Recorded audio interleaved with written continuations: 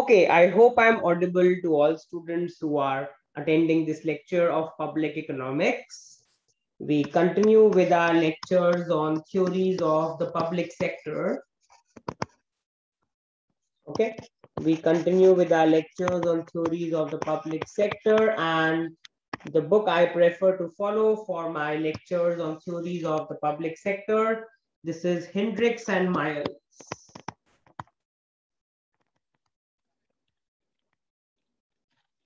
Hendricks and Miles. Now, all students can recall that in the previous lecture of theories of the public sector, we were looking at the budget setting model and the monopoly power which is used by the government to increase its size. Okay, so these were the two models, the budget setting model and the monopoly power model, which we had covered in the previous lecture, which talk about again the ways through which the government opts towards increasing its size. Okay, now in this particular lecture, we intend to look at another model, the corruption model. Okay, so all of us have discussed this before as well in our previous lectures, that corruption emerges as a general consequence of the government officials using their power for personal gains. Okay, we have argued this in the previous lectures as well, that unlike a private individual who exploits the market for achieving higher profits, a government official, on the other hand, being a public servant, cannot do so. So the government servant is going to use its power for its own personal gains, or I can say non-pecuniary or non-monetary gains. So corruption distorts the allocation of resources away from productive towards rent-seeking occupations. Okay, so all of us know what rent-seeking is. So rent-seeking is the attempt to obtain a return above what is judged adequate by the market. So the government officials who are practicing corruption, as a consequence of corruption, the resources are not getting allocated towards productive uses. In fact, the presence of corruption gives birth to rent-seeking occupations. The public, in order to get their jobs done, or I can say the firms, in order to get their jobs done, have to pay a rent to the government officials over and above what is required adequate by the market. You can think of it like a bribe. You can think of it like a bribe. Okay. So corruption is not just redistributive in terms of taking the wealth from others to give it to some special interests like the government officials. It can also have enormous efficiency costs. Students can clearly see that corruption is highly redistributive, because corruption is taking the wealth from the private individuals, and these wealth is being transformed to the government officials with special interests. So not only is corruption redistributive, it is going to cause enormous efficiency costs also. Okay, so the most important form of corruption in many countries is called predatory regulation. Predatory regulation means the regulatory policies adopted by the government which are more than what is actually required from efficiency point of view. All of us know that government regulation is necessary, but if the government regulation goes above a certain level, that's called predatory regulation. So this is the process by which the government intentionally creates regulations that entrepreneurs have to pay bribes to get around.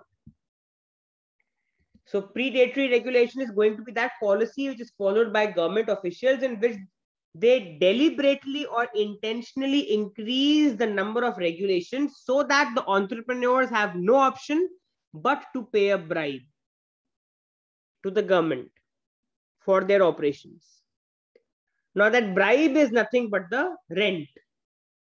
It's like the informational rent which is being paid by the private parties, or the rent seeking. It's nothing but the rent seeking which is being paid by the private parties to the government.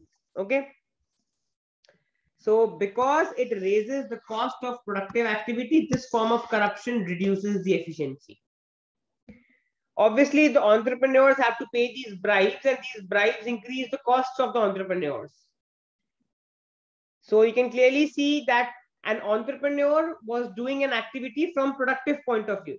That was a productive activity, but not just because now the entrepreneur also has to pay a bribe to the government, the cost of the same productive activity now goes up.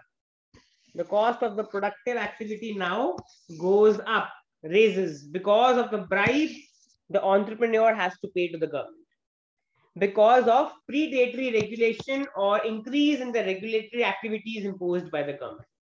The damage is large when the several government officials acting independently create distinct obstacles to economic activity, so that each can collect a separate bribe in return for removing the obstacle. So all students can see this damage is going to become larger if you have different departments within the government, because every department is going to collect a bribe. Suppose I am an entrepreneur who wants to get a job done and I require certain government documents to get the job done. Okay. What will I have to do? I will have to go to various government departments, and every government department is going to behave in the same way by asking a bribe indirectly. I'll have no option but to pay a bribe to every department within the government to obtain the legalities for carrying out my operations as an entrepreneur. Now, being an entrepreneur, my job was to spend my money on productive activities. But just because in addition to this, I need to get the legalities done, I have to go to every government department and indirectly give a bribe.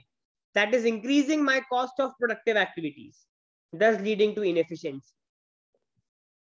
Okay. So when the entrepreneurs face all these independent regulatory obstacles, they eventually cease trying or else move into the underground economy to escape the regulation altogether. The entrepreneur will have no option. Either the entrepreneur, if the entrepreneur does not have the required funds to bribe the government in addition to carrying out productive economic activities, he will have no option but to stop trying, or he will have no option but to carry out activities in the underground economy which are not visible to the government. So if I sum up the whole paragraph, what is the corruption paragraph telling you? The corruption paragraph is telling you that corruption is a common practice which is being followed by government officials. Okay. And again, the objective is to use the power, the government power, for personal gains. Okay. So this is the indirect way through which the government officials earn money. Like the private individuals seeking for profit maximization, a government servant cannot do so. A government servant cannot exploit its power for earning more profits, but it can use its power. It can use its government power for personal gains. And like I have said before, guys, when you are in the government sector, lot of gains are non-pecuniary. That means they are non-monetary gains. Pecuniary means monetary. A private individual will be willing to make pecuniary gains, but the government officials would be using their power for non-pecuniary benefits. Okay, so the whole paragraph is telling us that the government is going to practice predatory regulation. That means the government is going to increase the number of regulations so that the budding entrepreneurs have no option but to bribe the government in order to carry out with their operations. And if within the government you have a whole lot of departments, and assuming that every department is going to behave the same way and would require a bribe, then the entrepreneur will have to pay a bribe to every department to make sure that he is able to carry out the legality smoothly for its operations. Now, either the entrepreneur should be having a lot of money for this, because all of us know that to carry out the productive economic activities also requires a hell lot of an investment. Now, if the entrepreneur also has to pay these bribes to various departments, the cost of this productive activity is really going to go up. So the entrepreneur should be very rich, or if the entrepreneur does not have that much money, he must give up his vision or must go into the underground economy where the government cannot monitor its activities. Okay, so this was our corruption model. Then we come to a very important model, government agency. This is one of the most important models we are doing. This also explains the reason for excessive size of the government. So another explanation for excessive government is the lack of information available to the voters. Okay, so the imperfect information of the voters enables the government to grow larger by increasing the tax burden. Okay, so the whole line, if you look at the first line, it's telling you the existence of asymmetric or imperfect information between the government and the voters. Okay, the imperfect information or lack of information on the part of the voters allows the government to increase its size by increasing the tax burden. So now let's go into the depth of this model. Let's look at the formal model now. Okay, so consider a situation where the cost to the government of supplying a public good can vary. Now the government is going to supply a public good and there are two kinds of costs. Okay, the unit cost can either be low, CL, or high, which is CH. That means the government can provide a public good with a low cost or with a high cost. The gross benefit to the public from the level GI of the public good is given by the function B as a function of GI. So B as a function of GI is going to capture the benefit which the public gets from GI level of the public good. Clearly, the benefit function is increasing and concave. The first derivative B dash GI is positive. B dash GI is positive and it's concave. That means the double derivative B double dash GI is negative. The first derivative is positive and the second derivative is negative. Okay, now what is the net benefit of the public? The net benefit which the public receives is nothing but the benefit from the public good minus the tax PI paid to the government by the public for the public good. So B as a function of GI minus TI denotes the net benefit of the public, where TI denotes the tax paid by the public to the government for the public good provision. Okay, the chosen quantity of the public good will depend on the unit cost of the government. Now, how much quantity of the public good will be demanded by the public depends upon, is the government providing the good with a high cost or a low cost? So the benefit to the government of providing the public good, what is the benefit, guys, the government is receiving? The benefit received by the government is nothing but the difference between the tax the government receives from the public and the cost.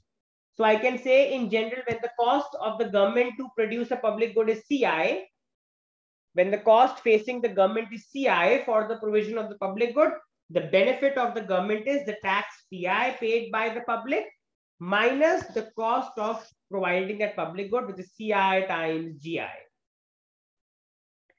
So this is the net benefit of the government.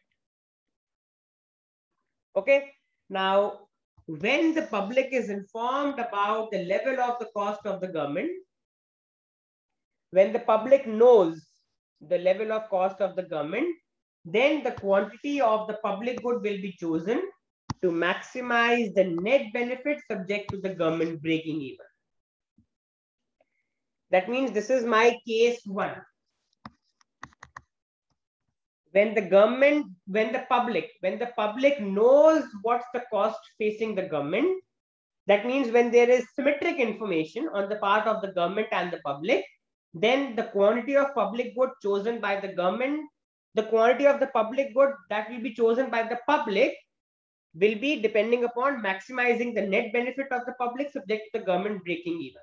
When I say that the government breaks even, it means the revenue of the government in the form of tax exactly equals the cost of the government for the provision of the public. Okay, so for the cost CI, the public's net benefit with the government breaking even, what's the benefit of the public, guys? the benefit of the public was B as a function of GI minus TI. But when the government breaks even, TI itself is equal to CI GI. So I can write B as a function of GI minus CI GI. So if I sum all this up on the whiteboard till here, and then we can move forward. I'm coming to the whiteboard. Okay, so we quickly look at this particular model of government agency. Let me write all the important points for revision. Okay, so if I directly look at the model, okay, there are two types of costs. Two types of costs to the government for the provision of the public good. There are two types of costs to the government for the provision of the public good: high cost or low cost. CH denotes that the unit cost is high. This is unit cost. Unit cost is high. Unit cost is the cost for one additional level of output. I can call it as a marginal cost as well in this case. And this is my unit cost is low. Okay. So there are two types of cost to the government: CH or CL. Okay. The next thing is that B as a function of GI denotes the gross benefit to the public. Gross benefit to the public from the level GI of the public.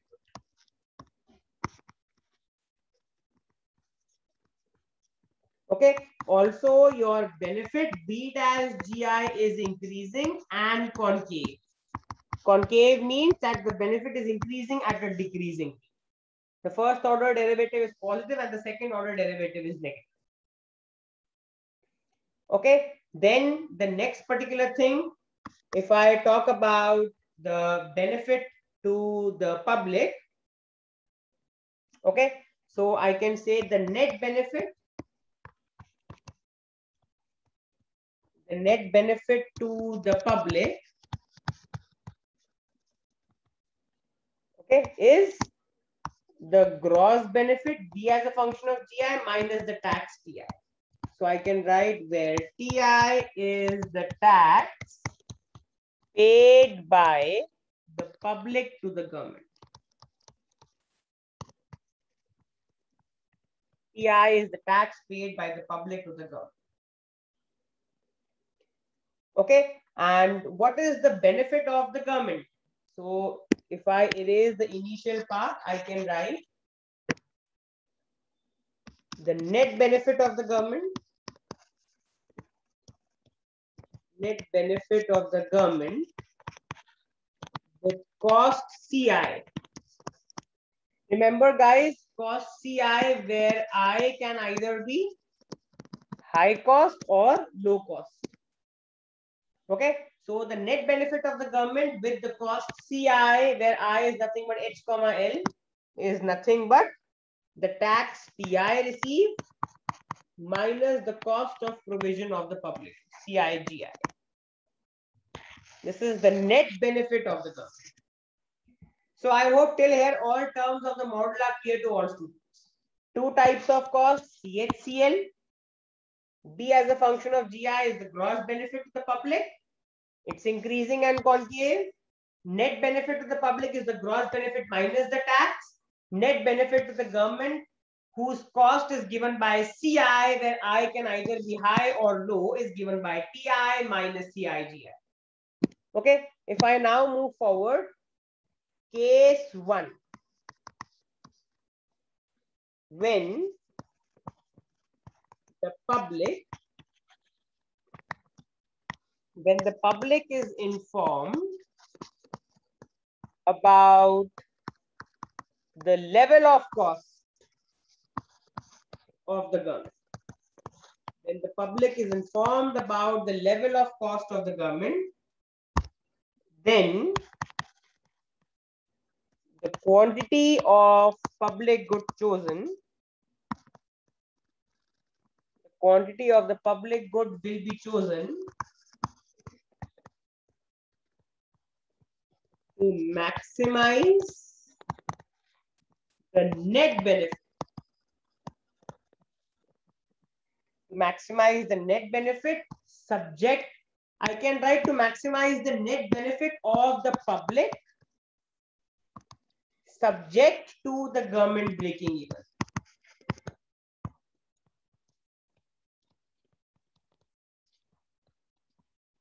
That means when there is no asymmetric information, when the public is completely informed about whether the government in question has a high cost or a low cost of providing the public good, then in that particular case, that quantity of public good will be chosen so as to maximize the net benefit of the public subject to the government breaking even. That is, maximize B as a function of GI minus PI subject to the government breaking even. The government breaking even means PI is equal to CI/GI.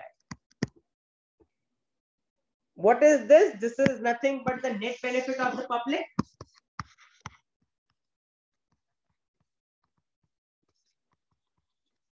And what is this? Government's break-even condition.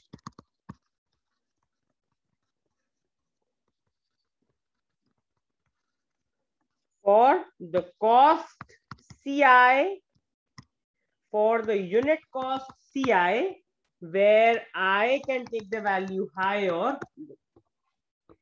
Okay, so if I combine them, guys, I can write, therefore, PI is equal to CI/GI, so I can write maximize, and we need to choose GI. Okay, this is B as a function of GI minus, instead of PI, I can now write CI/GI. If I combine the objective function along with the constraint, instead of PI, I can now write CI/GI. What is my first order condition? If I differentiate this with respect to GI. Okay, so I can write B dash GI minus CI is equal to 0, which implies B dash GI is equal to CI. For I taking the value either high or low.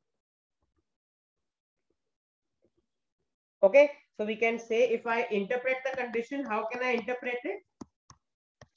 If I write the interpretation, so I can write the public will demand that level of the public good. The public will demand that level of the public good such that the marginal benefit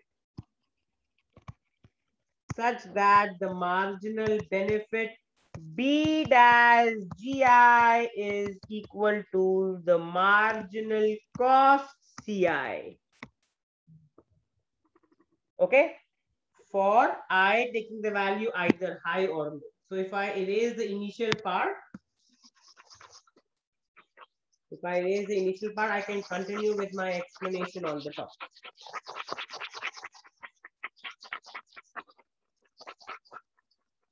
Okay, so I can write for I taking the value either high or low. So let's read the interpretation again. The public will demand that level of the public good such that the marginal benefit B dash GI exactly equals the marginal cost CI for I taking the value either high or low. And the public will pay the government. The public is going to pay the government the tax PI, which is nothing but CI/GI. So basically, guys, I can say if I is equal to H, that means if the cost of, if the government has a high cost for the provision of the public good, in that particular case, my first order condition will be B dash GH is equal to CH. Okay, and the public will pay the tax. The public will pay TH equal to CH/GH. The public is going to pay TH, which is equal to CH GH. On the other hand, if my I is equal to L, that means if the government has a low cost for provision of the public good, in that particular case, my first order condition will be B dash GL equal to CL, and the public will pay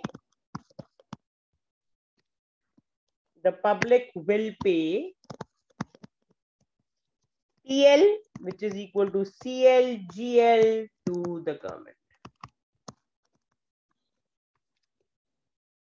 So this is going to be our solution if the government and the public if the public has complete information about the government. This is going to be our first order conditions, and this is going to be the tax paid by the public if the public has complete knowledge about the tax structure of the government.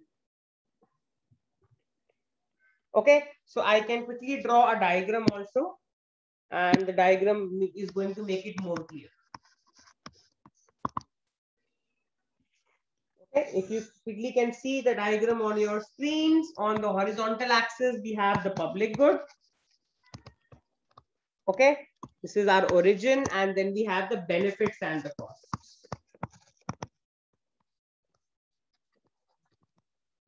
This is my benefit function. It's upward sloping and concave. B as a function of G, it's my gross benefit. Okay, then our marginal cost is constant, so our total cost is basically linear. This is my CH into G, which means the total cost of providing the good by the government if the government is of the high cost side. So CHG denotes the cost, the high cost for provision of the public good.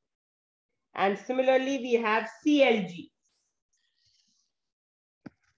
CLG denotes the low cost for provision of the public good. Okay, so we can clearly say that if the cost facing the government is high, in that particular case, the government is going to be on the line CHG. If the cost facing the government for the provision of the public good is low, in that particular case, the government will be on the line CL. Now, clearly, the objective is to maximize the gap between the benefit function and the cost. All students can clearly see that that's going to happen at the point of tangent C, where you can clearly see that the vertical gap between B of G, first of all, if I look at CLG, so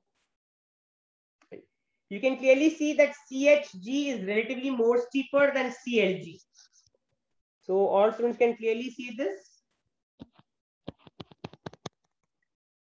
If I look at the gap, vertical gap between them, I draw a line parallel to CLG.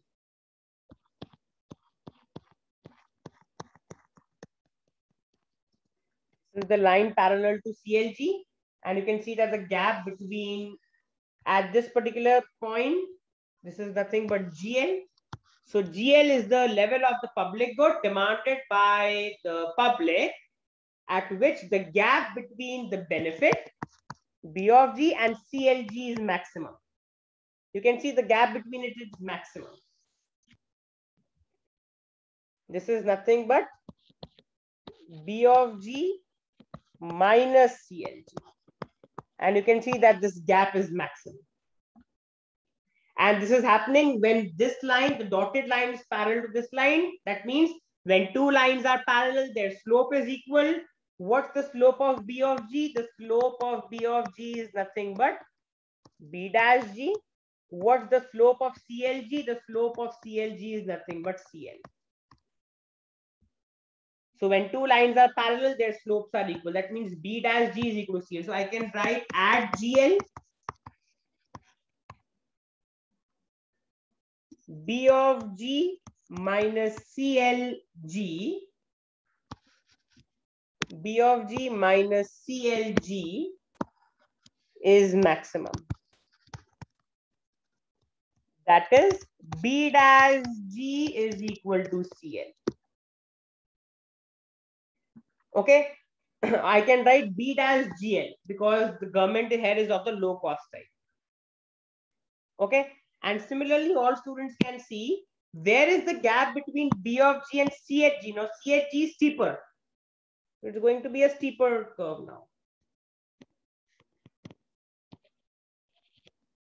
All students can clearly look at this. Okay. I'm not using any scale, so my diagram may not be exactly accurate because I'm drawing it on the screen. But you can understand.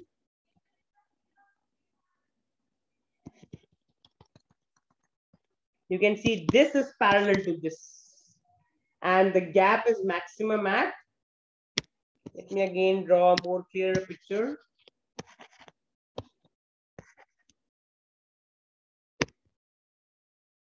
Draw a more clearer picture for all students. You can see that again, if I look at the gap, again, it's going to be somewhat like this. Okay, so you can see that the gap is somewhat maximum between CHG and P of G. The gap is maximum somewhere here. So I can draw a tangent here. Okay, and then you can clearly see that this is nothing but GH and the gap between them. This gap minus this gap is nothing but B as a function of G minus CHG. Okay, so I can write at GH B as a function of G minus CHG is maximum. That is the slope of the benefit function at GH exactly equals CH. So clearly all students can see that the level of public good demanded by the public, if the government is of the high cost side, will be less than the level of public good demanded by the government if the government is of the low cost side. All students can see this from the diagram. If the public comes to know that the government in power has a high cost for provision of the public good, they are going to demand less of the public good. But if the public comes to know that the government in power has a low cost for providing the public good, then the public is going to demand more of the public good. You can clearly see that GL is greater than G. Okay, so if I quickly come to the whiteboard, we can quickly discuss. If I quickly come back to the lecture note, all students can see this. The public will demand a level of the public good such that marginal benefit equals the marginal cost. We have discussed this on the whiteboard. Read as GI is equal to C of I, CI, where I can either be high or low. We have done this diagram on the whiteboard. A quick revision: public good, benefits and costs.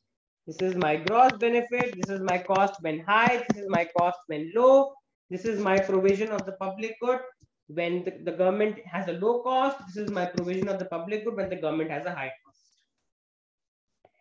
Okay, so clearly let's look at the explanation. Suppose we assume that the public cannot observe whether the government has the cost CL or CH.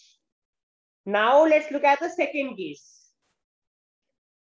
Till now, we were assuming that the public can observe whether the government has the high cost or the low cost. But now suppose there is asymmetric information. Suppose now the public cannot observe whether the government has high or low cost. The government can then benefit by misrepresenting the cost to the public. The moment there is persistence of asymmetric information on the part of the public, the government can manipulate and misinterpret the cost to the public. So what will the high cost government is not going to do anything, because the high cost government has no motive in that particular case. But what's going to come to the low cost government's mind? The low cost government is going to predict itself, is going to show itself as if it has a high cost. Okay, so for example, the government can exaggerate the cost by adding expenditures that benefit the government but not the public. the government can show to the public that it has a high cost by adding its own personal costs, not those costs which are going to benefit the public. So when the cost is high, the government cannot exaggerate. Obviously, guys, if I am the government and if I already have a high cost of providing the public good, I cannot further exaggerate to the public. I know my cost is already high, but when my cost is actually low, suppose I am the government and suppose my cost is actually low, I am better off by pretending to the public that my cost is high to get the tax PH for the amount GH of the public good, instead of getting a lower tax PL for producing GL. So what is the government doing? If the government is having a low cost, it will show to the public that it has a high cost by adding some of its own expenditures, which is going to personally benefit only the government, not the public. So the government is going to exaggerate in this case by showing that it has a high cost, because the moment the government bluffs, the moment that the government bluffs and says that I have a high cost, the public, instead of paying a tax of TL, is now going to pay a higher tax of TH on the amount GH, whereas the government actually has the lower cost and is producing only GL. So misinterpreting in this way leads to the benefit. How much benefit the government is receiving? The government is receiving a benefit to the tune of GH times CH minus CL. Because the public thinks of government as the high cost, they start demanding GH, okay, and the cost they pay is CH, whereas the actual cost which should have been paid was CL. So GH times CH minus CL is what is going into the government's pocket, okay, for the government as shown in the diagram.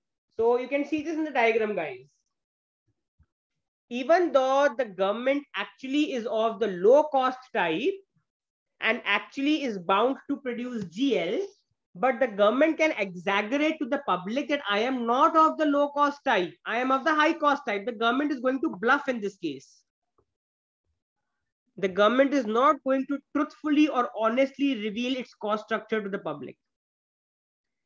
What the government is going to say to the public is that I am actually of the high cost type.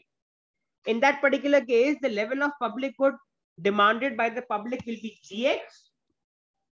Okay. And you can clearly see that the tax paid by the public, TH, will be equal to CH times GH.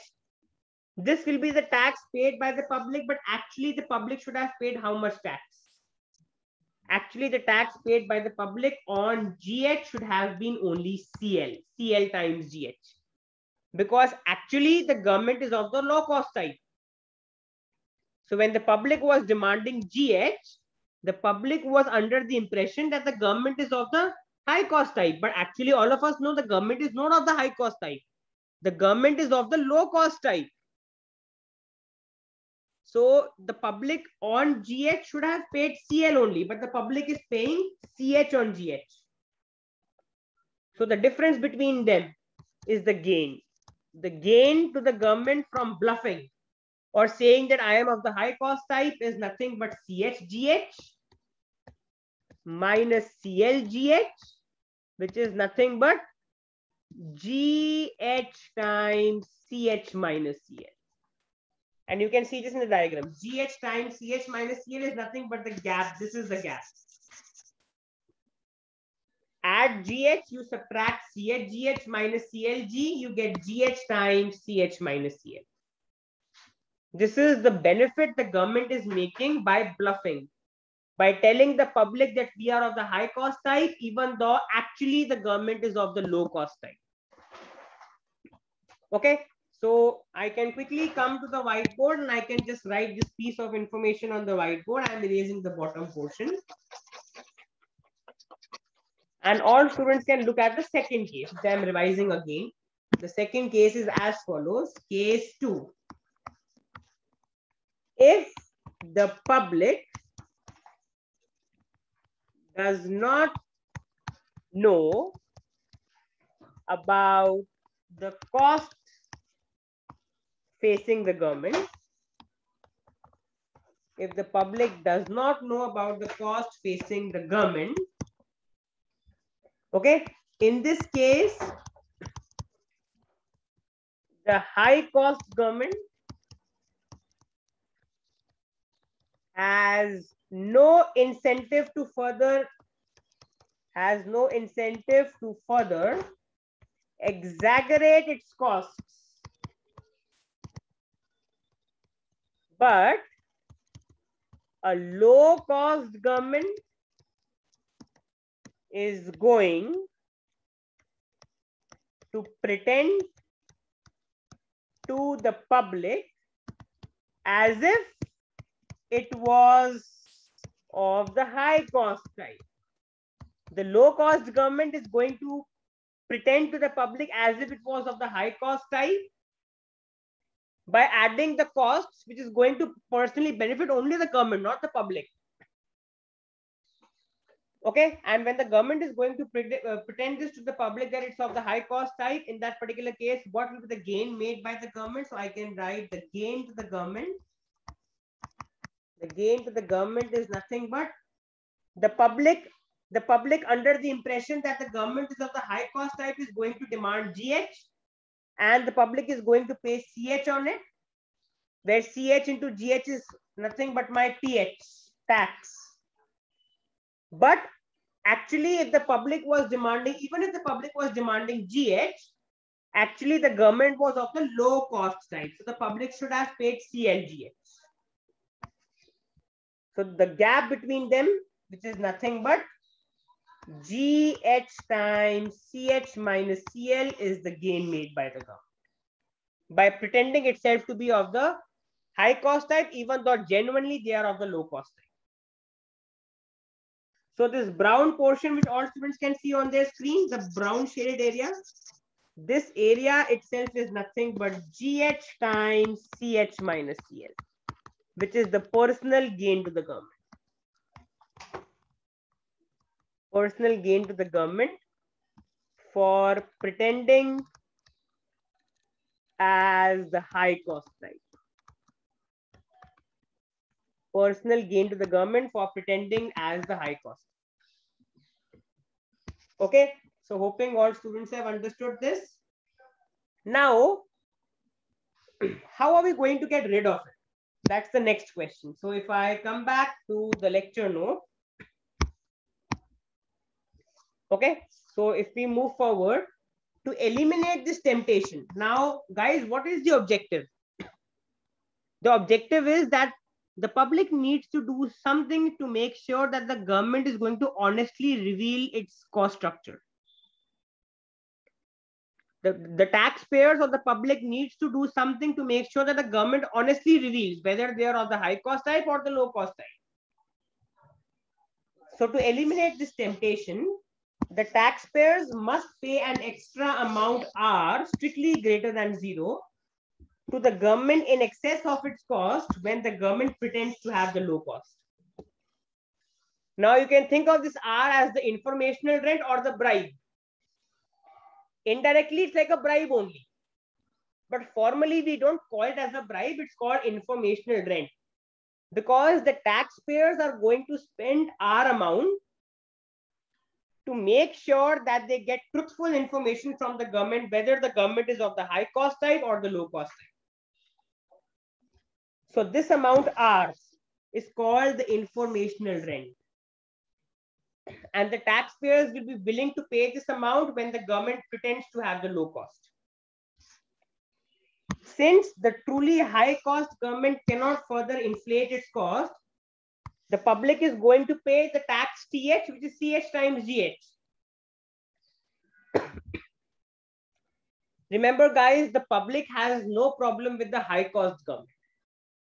That government which is genuinely high cost,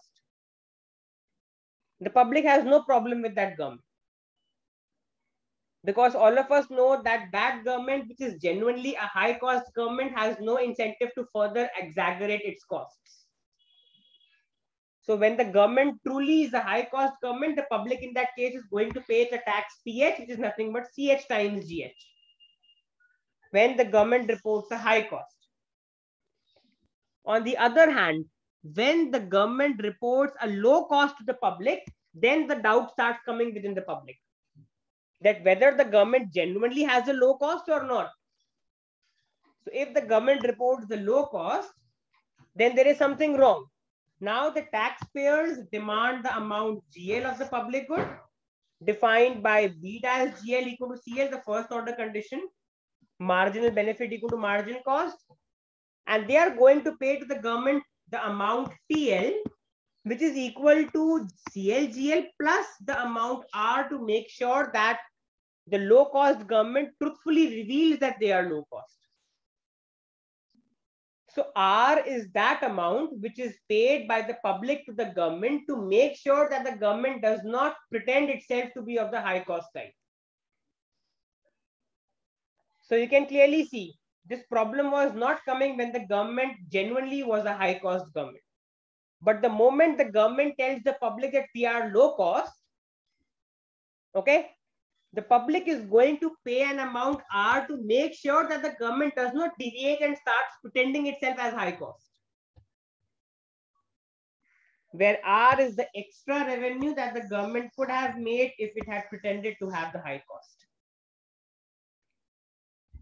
So the public is going to spend this money on acquiring the truthful information from the government, and this money received by the government is exactly equal to the extra revenue the government could have received by pretending itself to be the high cost. So to give a government with a low cost just enough revenue to offset its temptation to pretend to have higher cost, it is necessary that your informational rent R should exactly be equal to the gain made by the government by pretending itself to be the high cost, which is nothing but CH minus CL times GH. This is what we had calculated, guys. Remember, all students can recall that CH minus CL times GH is nothing but the gain to the government if it pretends. I can write gain to the low cost government. Let me make it very clear.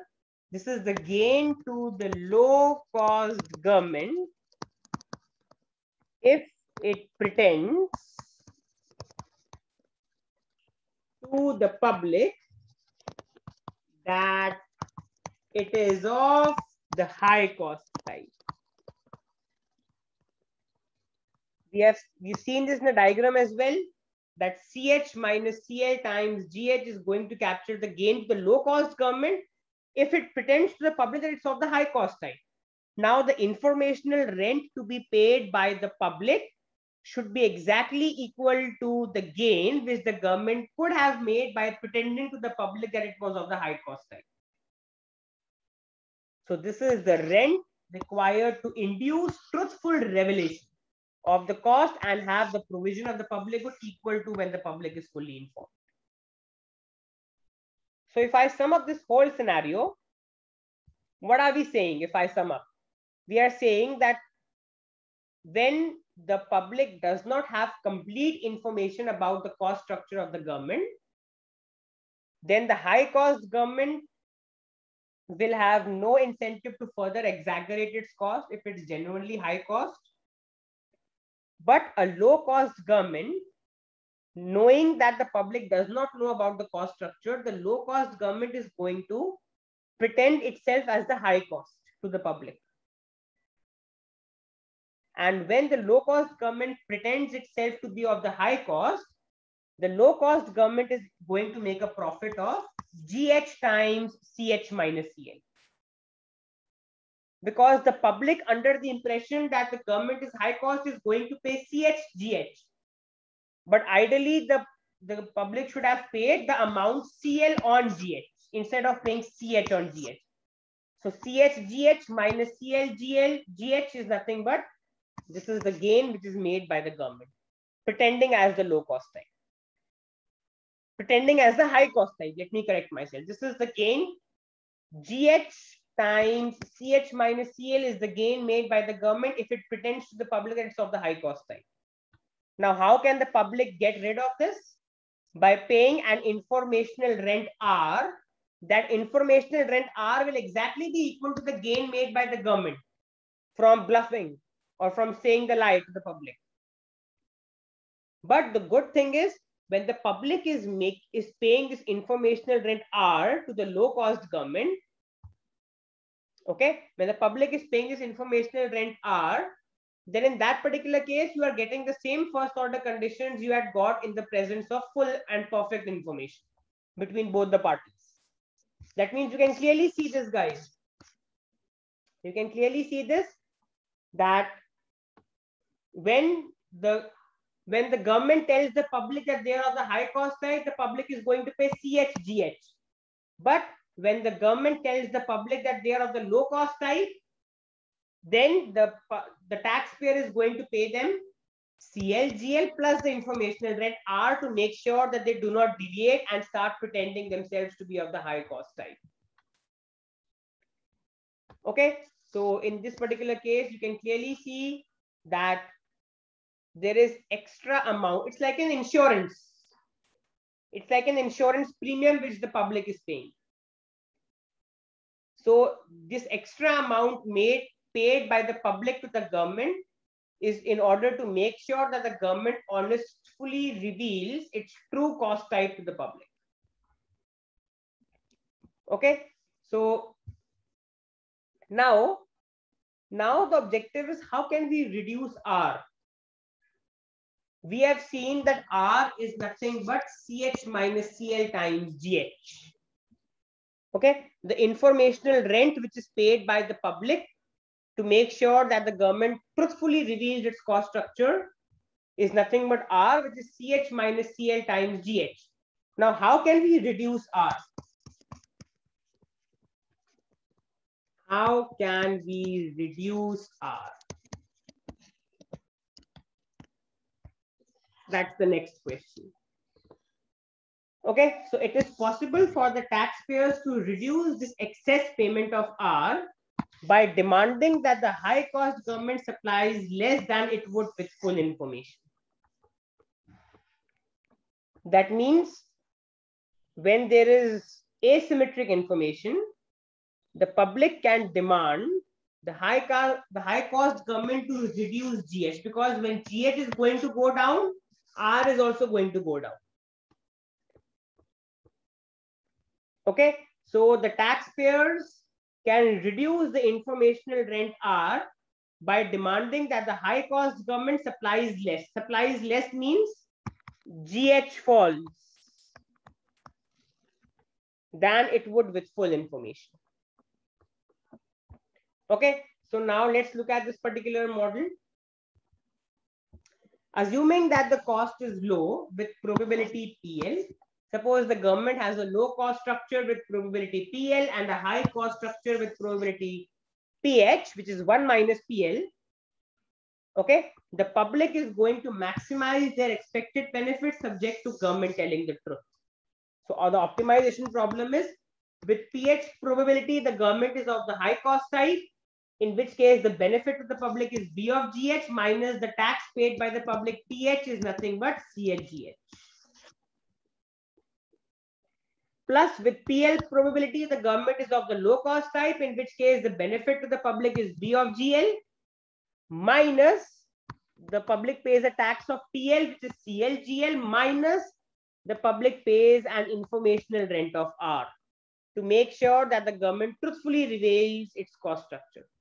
Where R, all of us know, is nothing but exactly equal to the gain the government could have made by pretending itself to be of the high cost type, which is nothing but CH minus CL times GH. So you can clearly see maximize PH times B of GH minus CHGH plus PL times B of GL minus CLGL. I plug the value of R, which is nothing but CH minus CL times GH. So I can come to the whiteboard and I can do the optimization further. Okay, what is my optimization problem now? The optimization problem is, with PL probability, the government is of the Low cost type, in which case the benefit to the public is B of GL. Let me correct myself. With PH probability, the government is of the high cost type, in which case the benefit to the public is B of GH minus the cost paid by the public is CHGH, plus with PL probability, the government is of the low cost type, in which case the benefit to the public is B of GL minus the public pays the tax of CLGL to the government minus the public also pays an informational rent of R. Okay, where R is what? Where R is exactly equal to the gain the government could have made. I can write the gain the low cost government could have made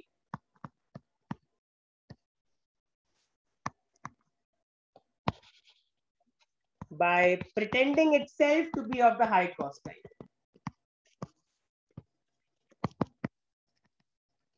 By pretending itself to be of the high cost type, which is nothing but GH times CH minus CL. So I can write, therefore, my objective is what? Maximize PH times B as a function of GH minus CHGH plus PL times B as a function of GL minus CLGL minus, what is R, guys? R is nothing but GH times CH minus CL. And what we need to choose, the public is going to choose GH now. Okay. Remember, guys, the aim is what? The aim is to reduce R. And R itself is nothing but GH times CH minus CL. CH and CL are anyways fixed. They can't change. They are constants. They are unit costs, which are constants. I can reduce my informational rent only by reducing GH. So the public is now going to demand less expenditure by the high cost government as compared to the case when there was perfectly symmetric information. Okay, so if I do the optimization, what is my first order condition? You can see if I differentiate the expression with respect to GH, what do I get? PH times B dash of GH minus PHCH. Okay, then we have minus PL times CH minus CL exactly equal to 0. This is what I get when I differentiate this whole optimization problem with respect to GH. And this further implies that PH times B dash GH is exactly equal to PHCH plus PL times CH minus CL. I take this whole term to the right hand side. Basically, this is what I get, which implies B dash of GH is equal to CH plus PL by PH times CH minus CL, which I can further write as CH plus PL upon, what is my PH? 1 minus PL times CH minus CL. So all students can clearly see that now my B dash GH is equal to CH plus this term. This is the extra term.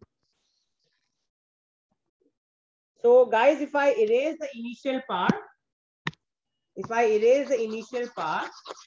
we have learned something very important now.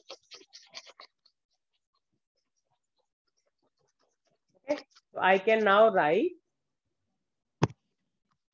in the presence of perfectly symmetric information,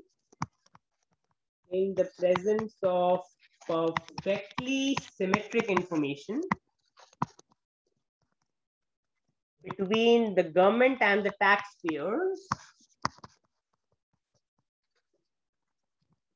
recall that B dash of GH was exactly equal to CH. The marginal benefit from the public good provision by the high cost government exactly equals the marginal cost. But in the presence of asymmetric information, in the presence of asymmetric information between the government and the taxpayers, now my B dash GH is equal to what? My B dash GH is equal to CH plus PL upon 1 minus PL times CH minus CL.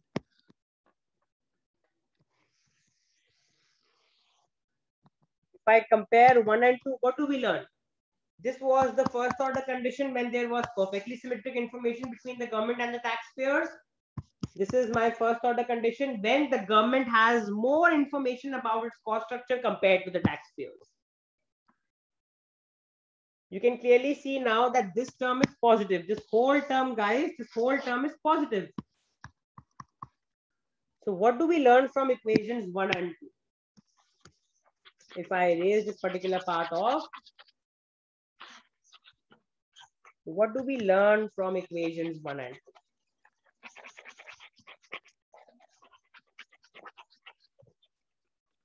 You can clearly see that from equations 1 and 2, I can write from equation 2, we observe that B dash of GH is now greater than CH, because B dash GH is equal to CH plus a positive term. So B dash GH exceeds CH. So obviously when this is going to happen now, what is going to be the case? Automatically my GH is going to fall. So comparing equations 1 with 2, comparing equations 1 and 2, GH is lower in the presence of asymmetric information. GH is lower in the presence of asymmetric information as compared to perfectly symmetric information. This is what the public wanted. In the presence of asymmetric information, the public wanted GH to go down, because if GH goes down, R, which is nothing but GH times CH minus CL, R is going to go down if GH goes down, because CH is also constant, CL is also constant. The public will be paying a lower informational rent in the presence of asymmetric information only if the demand for the public good by the public in case of a high cost government, that is GH, goes down. And you guys can see the diagram as well. If you look at the diagram, again, you have G. Okay. Now you can clearly see that for my function, for my cost structure, which is CH times G. Okay. This was my cost function. Okay. And what was the equation of this here? CH times G. This was my cost. This was my benefits and costs. This was my initial benefit function. Okay. Suppose this was my level of GH, and this was the case when there was perfect information. Let me correct myself. There's a mistake I have made. Let me correct it. The gap between them is maximum where, guys? This is where the gap is maximum. So this was my GH. This was my GH when there was perfect information. But now you can clearly see my benefit has gone up. My benefit has gone, my benefit B dash GH is now nothing but CH plus this whole term. So now it's going to go, because now my slope has now become more steeper than before. Okay. This was my initial slope. The dotted line was the initial slope. The dotted line was the red dotted line I'm drawing on the screen was the initial slope, which I am drawing. Okay. This was the initial slope.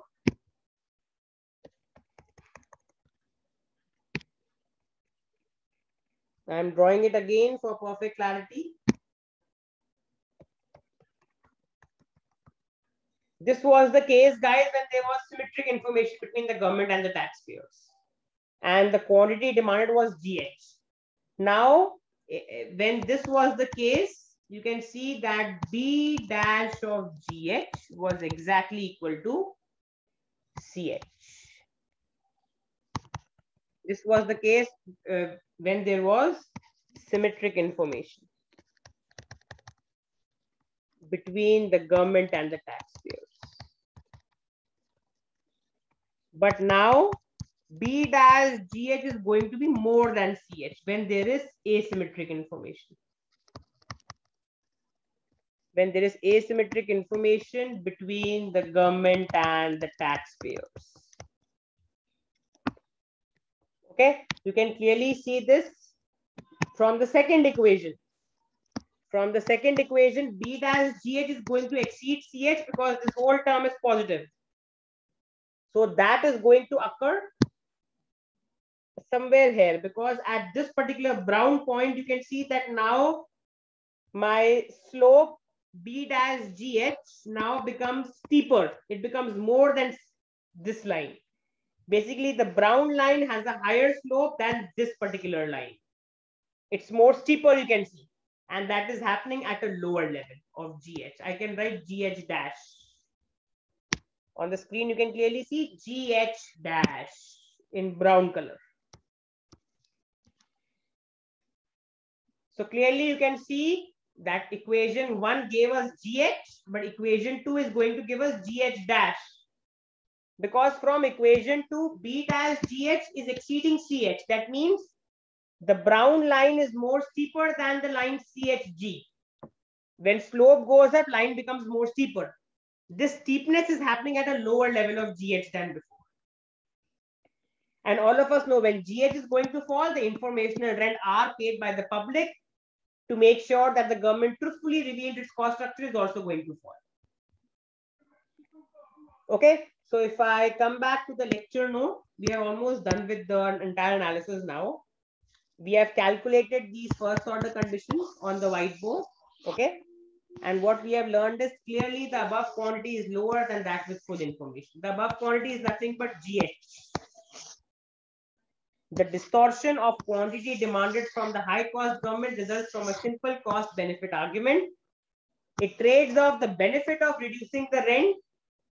What is the benefit of reducing the rent? It is proportional to the cost difference CH minus CL with probability PL.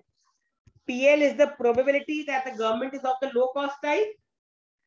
The benefit from reducing the rent is nothing but CH minus CL. Because what was R? R was equal to GH times CH minus CL. All of you can recall this. The informational rent R was equal to GH times CH minus CL.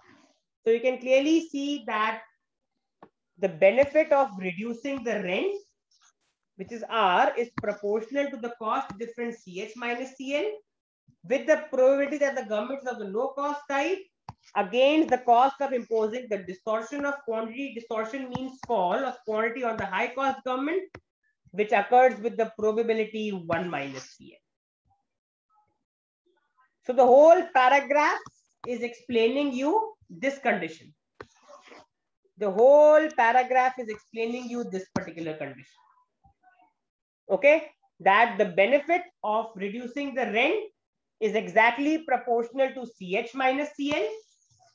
The benefit of reducing R is proportional to CH minus CL for the government with low cost type against the cost of distorting the quantity produced by the high cost government, where the probability of having a high cost government is PH is nothing but 1 minus PL.